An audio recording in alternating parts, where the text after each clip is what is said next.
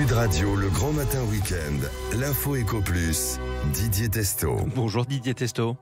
Bonjour Jean-Marie. Fondateur de la Bourse et la Vie TV, Didier, une fois n'est pas coutume, vous nous parlez d'une bonne nouvelle, même si ça concerne le secteur de l'énergie. Oui, elles ne sont pas nombreuses en ce moment si on se réfère à tous nos sujets du quotidien, comme les coûts de l'électricité, du gaz en Europe, les conséquences sur l'industrie, dont on reparlera tout au long de l'année 2023. Pas une entreprise aujourd'hui ne se pose de questions pour trouver des solutions à cette flambée historique. Alors ce matin, je voulais évoquer avec vous le fait que le monde est sur le point d'ajouter autant d'énergie renouvelable au cours des 5 prochaines années qu'il l'a fait au cours de l'ensemble des 20 dernières années. C'est l'Agence internationale de l'énergie, l'AIE, qui nous donne cette information au-delà des prévisions concernant les marchés pétroliers. Et c'est donc bien cette crise mondiale de l'énergie qui a conduit les pays à accélérer dans ce domaine. Selon l'AIE, cette augmentation massive attendue est supérieure à 30% à la croissance prévue il y a à peine un an, ce qui montre à quelle vitesse les gouvernements ont accordé donc un poids politique supplémentaire aux énergies renouvelables. Pour citer par exemple l'expansion mondiale de l'électricité et des énergies renouvelables, eh bien ça va être 90% de l'expansion mondiale de l'électricité au cours des 5 prochaines années, et ça va même dépasser le charbon pour devenir la plus grande source d'électricité mondiale d'ici 2025. C'est ce qu'on appelle une bonne nouvelle, effectivement. Didier, les énergies renouvelables se développaient pourtant déjà rapidement. Oui, mais clairement, l'Agence internationale de l'énergie montre que la crise énergétique, créée par la guerre de la Russie contre l'Ukraine, eh bien, cette guerre a incité des pays à accélérer ses choix. C'est un tournant historique, une bonne nouvelle pour la planète qui souffre.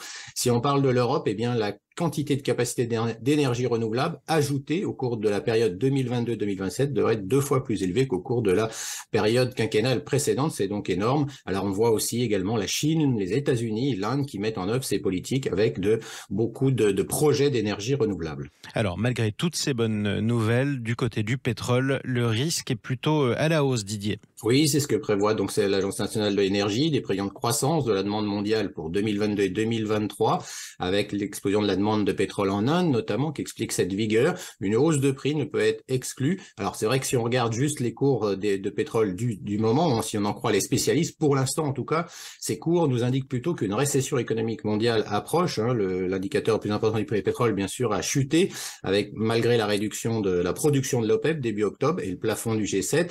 Le fait que les prix baissent, malgré tout cela, dit que la demande reste faible, et donc c'est plutôt le risque de récession. Et puis il faut dire que la hausse des taux continue aux États-Unis. Cette semaine, c'est la Réserve fédérale américaine qui a relevé ses taux. Ils vont augmenter jusqu'à 5,1% en 2023, et la Banque centrale européenne, elle, a également procédé à une hausse de 50 points de base, et cela va continuer, Jean-Marie. Oui, alors du côté de l'industrie, ça donne quoi ?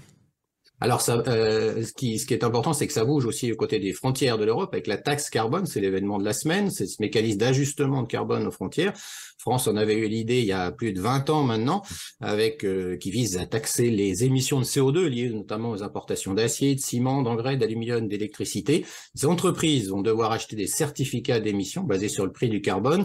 Du côté de l'industrie, eh bien justement, c'est l'inquiétude avec les coûts de l'énergie dont on vient de parler. Cet accord risque de voir l'Europe à nouveau subir une désindustrialisation face à la concurrence non européenne. Et on verra quelles sont les contraintes justement pour ceux qui produisent hors d'Europe. C'est en tout cas l'alerte de l'industrie après cette annonce de la taxe carbone. Alors Didier, toujours dans le domaine de l'énergie, c'est aux États-Unis qu'une annonce a été observée avec plutôt pas mal d'intérêt. Ah oui, parce que c'est mardi dernier, le laboratoire national Lawrence Livermore de Californie a annoncé avoir franchi une étape marquante dans le domaine de la fusion nucléaire. Les scientifiques ont réalisé une expérience de fusion qui a réussi et qui a permis de produire davantage d'énergie que celle fournie pour la déclencher, le rêve de tous les énergéticiens, une réussite de nature à permettre à l'humanité de rompre sa dépendance aux énergies fossiles. C'est en tout cas l'espoir des scientifiques. Alors sans revenir sur tous les détails de cette annonce, il faudra quand même plusieurs décennies sans doute pour que des projets industriels, ce qu'on appellera un réacteur à fusion nucléaire, voit le jour. Des projets existent aussi en France, notamment avec ITER. Cette annonce va peut-être accélérer les recherches mondiales.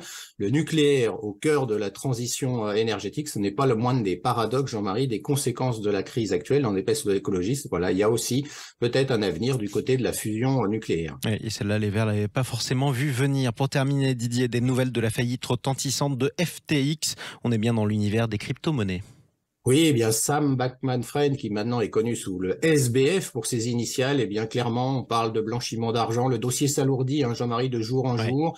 On voit un château de cartes qui est en train de tomber, des tromperies, l'univers des cryptos est en pleine crise. Ce sont finalement de vieilles recettes qu'a utilisé cet individu, ce qu'on appelle le système pyramidal de Ponzi.